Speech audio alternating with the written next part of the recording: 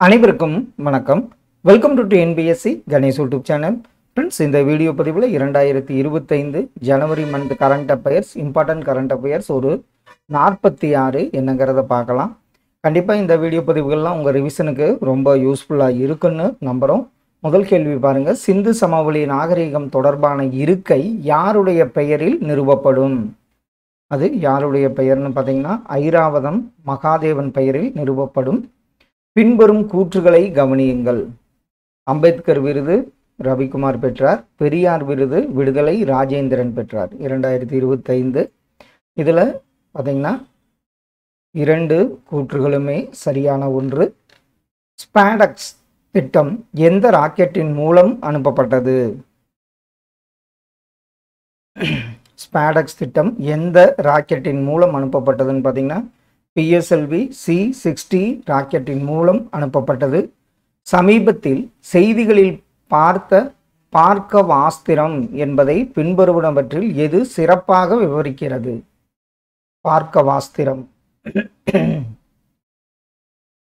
வாஸ்திரம் என்பது ஒரு மைக்ரோ ஏவுகணை அமைப்பு என்பதுதான் பார்க்க வாஸ்திரமாகும். மகளிர் சுய உதவி குழுக்கள் நிதி மேலாண்மை சிறப்பாக செயல்பட தமிழகத்தில் அறிமுகப்படுத்தப்பட்ட செயலி என்ன செயலி? மகளிர் சுய உதவி குழுக்கள் நிதி மேலாண்மை சிறப்பாக செயல்பட தமிழகத்தில் அறிமுகப்படுத்தப்பட்ட செயலி மின்மதி 2.0 என்பது சரியான ஒன்று. இந்தியாவில் குற்றம் புரிந்துவிட்டு வெளிநாடுகளில் பதுங்கும் குற்றவாளிகளை கண்டுபிடிப்பதற்காக மத்திய அரசாங்கத்தால் உருவாக்கப்பட்ட இணையதளம் எந்த இணையதளம்? இந்தியாவில் குற்றம் புரிந்துவிட்டு வெளிநாடுகளில் பதுங்கும் குற்றவாளிகளை கண்டுபிடிப்பதற்காக மத்திய அரசாங்கத்தால் உருவாக்கப்பட்ட இணையதளம் பாரத் போல் என்ற இணையதளமாகும். கிராப்ஸ் பரிசோதனையின் முதன்மை நோக்கம் என்ன? கிராப்ஸ் பரிசோதனையின் முதன்மை நோக்கம் நுண் புவியீர்ப்பு விசையில் விதைகள் முளைத்தல் என்பது சரியான விடை. இஸ்ரோவின் எந்த பணி விண்வெளிகளில் விதைகளை வெற்றிகரமாக முளைக்க வழிவகுத்தது? அந்த திட்டம்தான் எதுன்னு பார்த்தீங்கன்னா ஸ்பாடக்ஸ் திட்டம் என்பது விண்வெளியில் விதைகளை வெற்றிகரமாக முளைக்க வழிவகுத்த திட்டமாகும். தண்ணீரில் நைட்ரேட் உள்ளடக்கத்தின் அனுமதிக்கப்பட்ட வரம்பு என்ன? தண்ணீரில் நைட்ரேட் உள்ளடக்கத்தின் அனுமதிக்கப்பட்ட வரம்பு 45 mg/L என்பது சரியான விடை. உலக தொழுநோய் தினம் என்று அனுசரிக்கப்படுகிறது? உலக தொழுநோய் தினம் அனுசரிக்கப்படும் நாள் ஜனவரி 26. இந்தியாவின் கிராம பொருளாதாரத்தின் தந்தை என அறியப்படுபவர் யார்? இந்தியாவின் கிராம பொருளாதாரத்தின் தந்தை என அறியப்படுபவர் JC குமாரப்பா அவர்கள். யார் நிதி சுகாதார குறியீட்டை வெளியிடுகின்றனர்? நிதி சுகாதார குறியீட்டை வெளியிடுகின்ற அமைப்பு எதுன்னு பார்த்தீங்கன்னா நிதி ஆயோக். தமிழ்நாட்டின் வருவாய் பற்றாக்குறை அதிகரிப்பதற்கு காரணமான காரணிகள் யாவை? மத்திய அரசால் வரிகள் குறைவாக பரிந்தளிக்கப்பட்டது. GST இழப்பீடு முடிவுக்கு வந்தது. இயற்கை பேரழிவுகளின் தாக்கம். இதில் அனைத்து கூற்றுகளுமே சரியான ஒன்று. எதுன்னு பார்த்தீங்கன்னா தமிழகத்தின் வருவாய் பற்றாக்குறை அதிகரிப்பிற்கு காரணமான காரணிகள். இந்தியாவில் கருவுறுதல் விகிதம் குறைவதற்கு பின்வரும் காரணிகளில் எது காரணம்? அதிகரிக்கும் மலட்டுத்தன்மை விகிதங்கள், பெண்களுக்கு அதிகாரம் அளித்தல், இடப்பெயர்வு. இதில் இந்த 3 கூற்றுகளுமே சரியான ஒன்று. இந்தியாவின் முதல் ஆர்கானிக் மீன்வள தொகுப்பு எந்த மாநிலத்தில் ஏற்படுத்தப்பட்டுள்ளது? முதல் ஆர்கானிக் மீன்வள தொகுப்பு ஏற்படுத்தப்பட்ட மாநிலம் சிக்கிம் ஆகும். தமிழ்நாடு பல்லுயிர் அருங்காட்சியகம் மற்றும் பாதுகாப்பு மையம் எங்கு அமைக்கப்படும்? தமிழ்நாடு பல்லுயிர் அருங்காட்சியகம் மற்றும் பாதுகாப்பு மையம் பார்த்தீங்கன்னா கன்னியாகுமரியில் அமைக்கப்படும். சமீபத்தில் அங்கீகரிக்கப்பட்ட தேசிய முக்கிய கனிம திட்டத்தை செயல்படுத்துவதற்கான மைய அமைப்பாக எந்த மத்திய அமைச்சகம் உள்ளது? கனிம திட்டம். இதில் சுரங்க அமைச்சகம் என்பது சரியான ஒன்று. பின்வருவனவற்றில் இஸ்ரோவின் 100வது திட்டம் என்ன திட்டம்? இதில் GSLV F-15 என்பதுதான் இஸ்ரோவின் 100வது திட்டமாகும். ஒருங்கிணைந்த ஓய்வூதிய திட்டம் எப்போதிலிருந்து நடைமுறைப்படுத்தப்படும்? அது ஏப்ரல் 1 இருந்து 2025 முதல் நடைமுறைப்படுத்தப்படும். பின்வரும் கூற்றுகளை கவனியுங்கள். இதயம் காப்போம் திட்டம் 2023 தொடங்கப்பட்டது. மாநிலத்தில் இதய நோயால் ஏற்படும் இறப்புகளை தடுக்க தொடங்கப்பட்டது.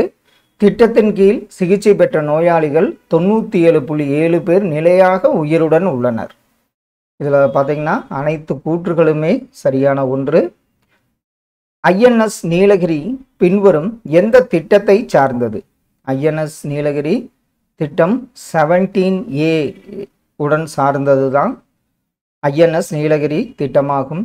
APAAR எண் யாருக்கு வழங்கப்படுகிறது? APAAR எண் பார்த்தீங்கன்னா யாருக்குன்னு பார்த்தீங்கன்னா மாணவர் அட்டைக்கு வழங்கப்படுகிறது. 7வது ஊதிய குழுவின் காலம் எந்த ஆண்டில் முடிவடைகிறது? 7வது ஊதிய குழுவின் காலம் 2026ஆம் ஆண்டு முடிவடைகிறது.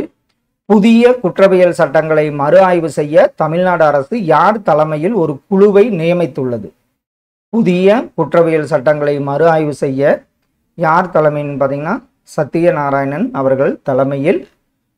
தமிழ்நாடு அரசு கீழ்கண்ட எந்த ஆளுமைக்கு காமராஜர் விருதை அறிவித்துள்ளது? காமராஜர் விருது பெறும் ஆளுமை தங்கபாலு அவர்கள்.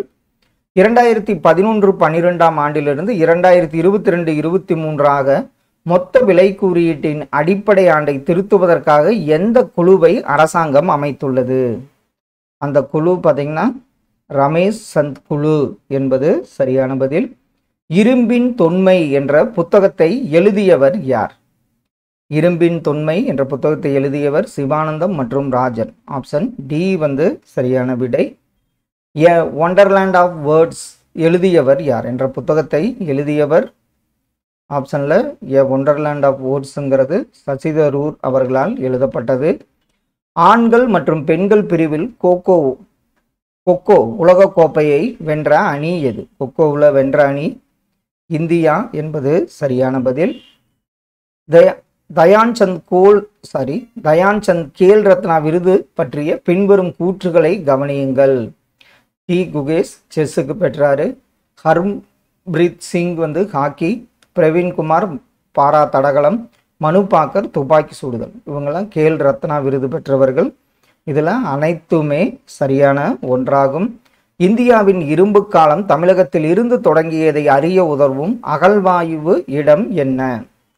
இந்தியாவின் இரும்பு காலம் தமிழகத்தில் இருந்து தொடங்கியதை அறிய உதவும் அகழாய்வு நடைபெற்ற இடம் சிவகலை என்பது சரி. யாழ்ப்பாணத்தில் உள்ள கலாச்சார மையம் எவ்வாறு பெயரிடப்பட்டது? அந்த கலாச்சார மையத்தின் பெயர் திருவள்ளுவர் பெயரில் அமைக்கப்பட்டுள்ளது. கீழ் கண்டவர்களில் யாருக்கு கலைஞர் விருது வழங்கப்பட்டது? கலைஞர் விருது முத்துவவாசி என்பவருக்கு வழங்கப்பட்டது. சமீபத்தில் காலமான ஆர் சிதம்பரம் எதில் புகழ் பெற்றவர்? ஆர் சிதம்பரம் பார்த்தீங்கன்னா அணு விஞ்ஞானி ஆவார். புதிதாக நிறுவப்பட்ட இந்திய மஞ்சள் வாரியத்தின் தலைமையகம் எங்கே உள்ளது?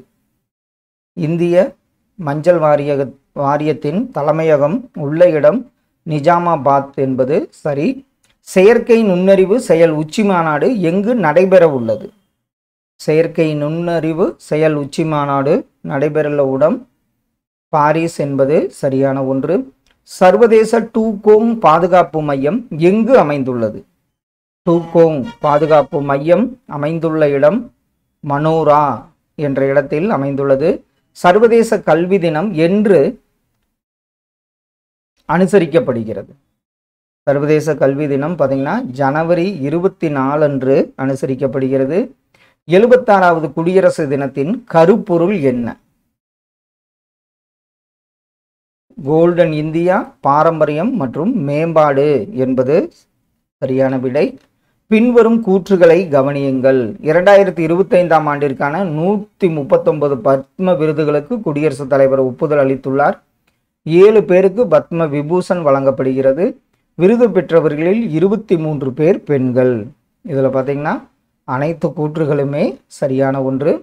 தமிழ்நாட்டில் இரும்பு காலம் எப்போது தொடங்கியது? தமிழ்நாட்டில் இரும்பு காலம் தொடங்கிய ஆண்டு 3345 பொது ஆண்டிற்கு முன் தொடங்கியது. புதிதாக நிறுவப்பட்ட இந்திய மஞ்சள் வாரியத்தின் தலைவர் யார்? அவர் பல்லே கங்காரெட்டி என்பவர் தான் இந்திய மஞ்சள் வாரியத்தின் தலைவராவார். அயலக தமிழர் தினம் என்று கொண்டாடப்படுகிறது? எந்த நாள்னு பார்த்தீங்கன்னா ஜனவரி 12 கொண்டாடப்படுகிறது. உலக பிரெய்லி தினம் என்று அனுசரிக்கப்படுகிறது. உலக பிரெய்லி தினம் பார்த்தீங்கன்னா ஜனவரி 4 அன்று அனுசரிக்கப்படுகிறது. ஐநா 2025ஆம் ஆண்டை எந்த ஆண்டாக கொண்டாட உள்ளது? 2025ஆம் ஆண்டை பார்த்தீங்கன்னா குவாண்டம் அறிவியல் ஆண்டாக கொண்டாட இருக்கிறது. திருக்குறள் வாரம் எப்போது கொண்டாடப்படும்? இதில் டிசம்பர் கடைசி வாரம் தான் திருக்குறள் வாரமாக கொண்டாடப்படுகிறது. ஃப்ரெண்ட்ஸ், இந்த வீடியோ பதிவில் ஜனவரி மந்த் இம்பார்ட்டன்ட் கரண்ட் அஃபேர்ஸ் பார்த்தோம். கண்டிப்பாக இதெல்லாம் உங்கள் ரிவிஷனுக்கு ரொம்ப யூஸ்ஃபுல்லாக இருக்குன்னு நம்புகிறோம். Thank you all.